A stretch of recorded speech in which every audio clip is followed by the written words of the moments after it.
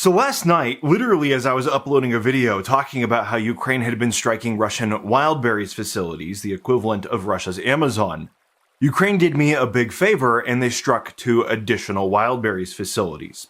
So I had the distinct pleasure of watching my video gain in views, while Russian facilities were going up in smoke, proving a lot of the points that I made in that video, and also showing us just how serious the situation is really getting for the Russians. Right now, you could say that the sales at Russia's largest online store are really heating up. In fact, sales are skyrocketing right now. And things are actually going really well. You could say that the Russian Wildberries facilities, their equivalent of Amazon, has actually finally accomplished something that used to only be a sci-fi fever dream, which is same-day drone delivery. It works a little bit like this. You place an order, it arrives at the Wildberries facility, and then the Ukrainian drone arrives. And it transmits your order into an easily transportable form of ash and smoke. A couple of hours later, the prevailing winds bring that ash and smoke right to your front door, and voila, your order has arrived. Now that is what I call same-day service. And it's a kind of innovation that could only happen from a company in a country as innovative as the Russian Federation. In fact, I was so impressed by this service that I wanted to try it out for myself. So I actually went recently to the Wildberries website and I placed an order for a Ukrainian Firepoint drone. I wasn't actually sure if they carried those, but just a couple of hours later, it seemed my drone had arrived at the Wildberries sorting facility. And just like that, another facility had gone up in smoke. It is truly an incredible service that they're offering. And I can realize just why so many Russians absolutely love this company and what it provides for them. On the other hand, there is an alternative explanation here, and we don't want to be too quick to jump to conclusions just because we have literally seen video footage of Ukrainian drones striking these warehouses. This could be something else entirely. For example, it could just be a test of the new Wildberries return system. You know, in Russia, really in every country, when items are returned, the stores aren't really allowed to sell a lot of those items back to new customers, and those items have to be destroyed.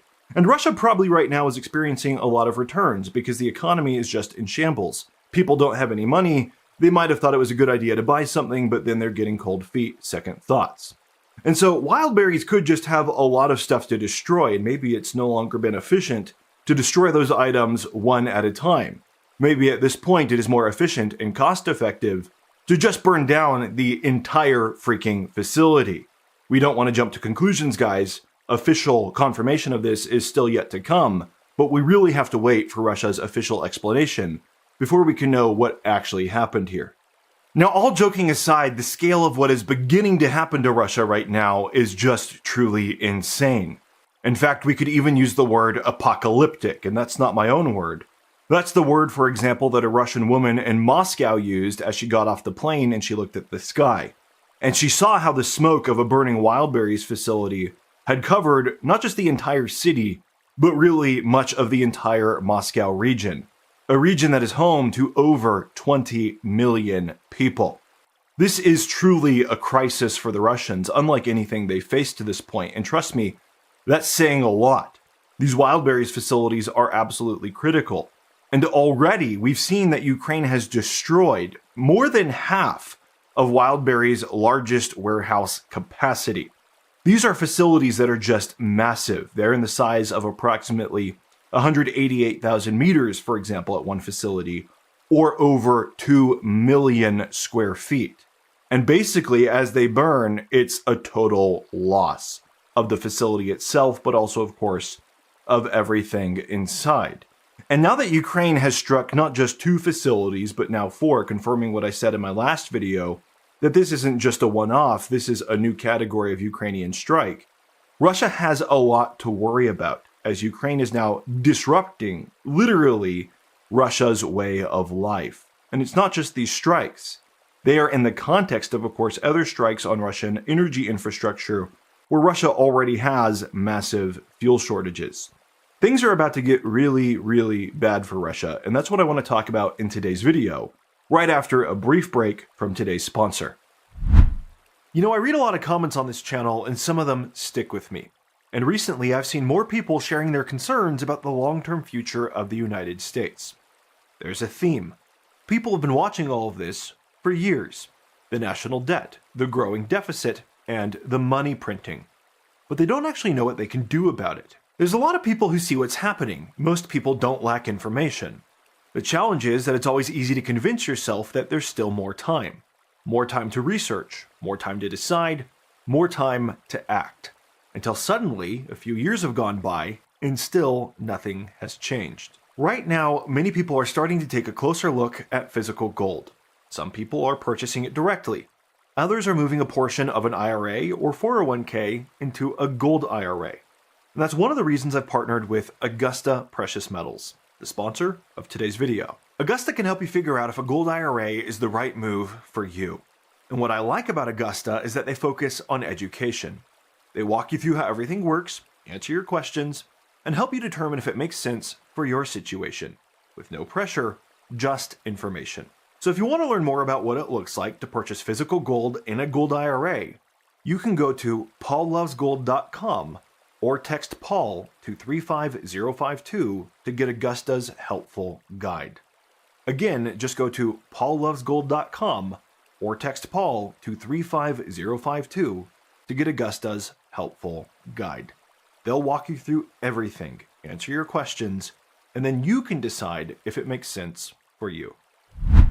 So thanks so much for sticking through that sponsor. As a reminder, this YouTube channel is my full-time job, and sponsors like that are what allow me to create videos for you on nearly a daily basis. That being said, let's talk more about the significance of these Wildberries strikes. And I'm going to be careful here not to just repeat what I said in yesterday's video. There will be a little bit of overlap, but I actually have a lot of new points that I didn't get to include in the last video, and I had a feeling that I would have an opportunity to share some of these soon.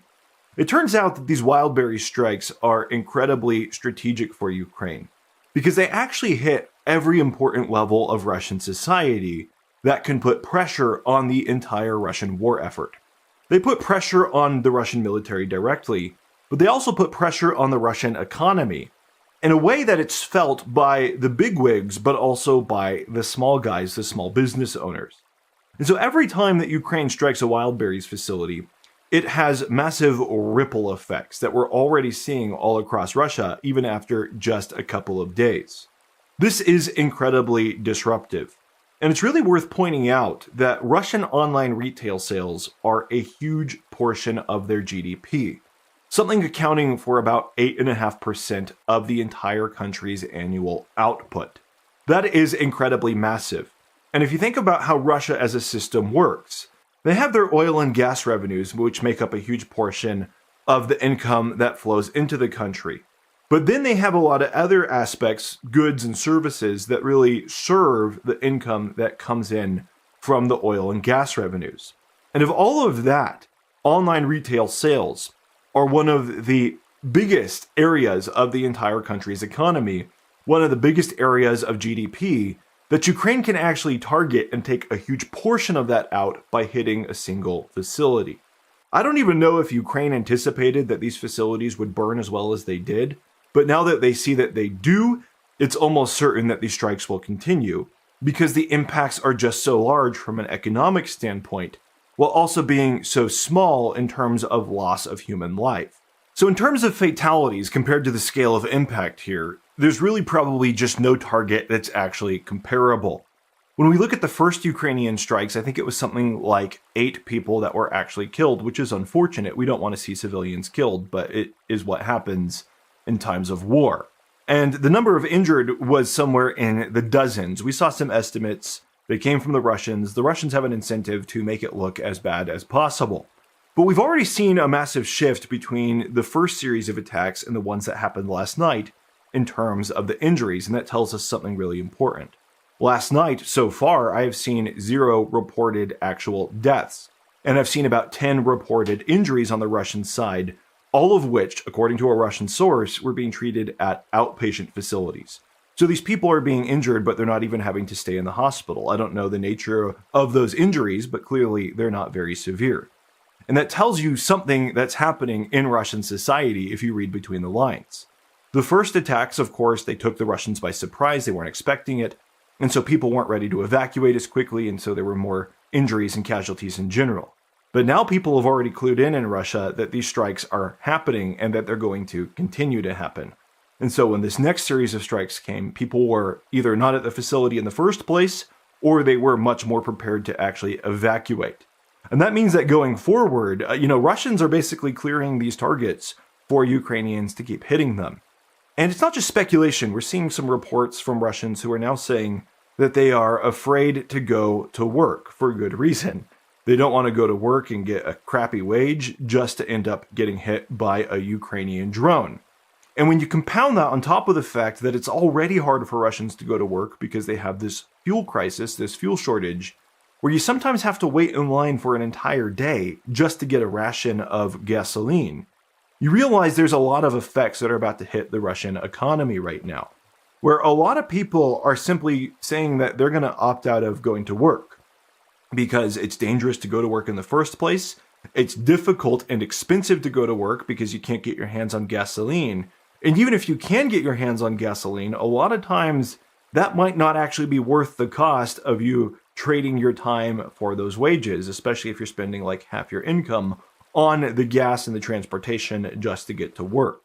What's happening is really a total disruption of the normal Russian economy.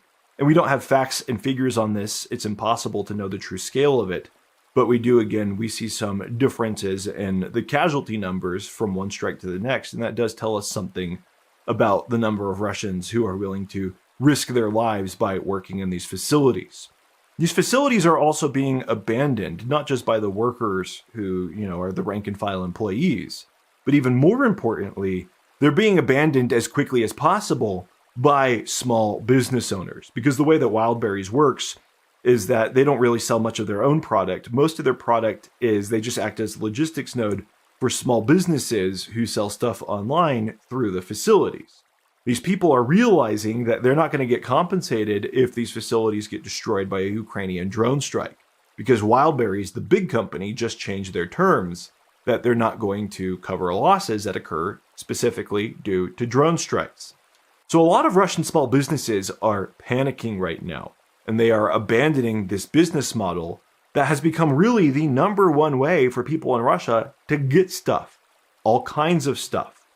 And it's a big problem. It's similar to what happened with Amazon in the United States. When this big company comes into town or comes into the country, it puts a lot of the smaller businesses, the smaller supply chains out of business, and people come to rely on this big node to get everything. A lot of the day-to-day goods, especially in smaller Russian towns, you can only really get those by purchasing from Wildberries and having it come on the delivery truck. So with that disrupted, it's not just, about profits. It's not just about people losing money. It's about people losing access to the basic necessities that they've come to rely on, or at least the conveniences and the luxuries that they become accustomed to as part of living in Russian society, which weren't very much to begin with. But now for a huge chunk of Russian society, as more and more of these warehouses go offline, more and more people are going to find themselves having no amenities to being part of Russian society at all. All they really have is the suffering.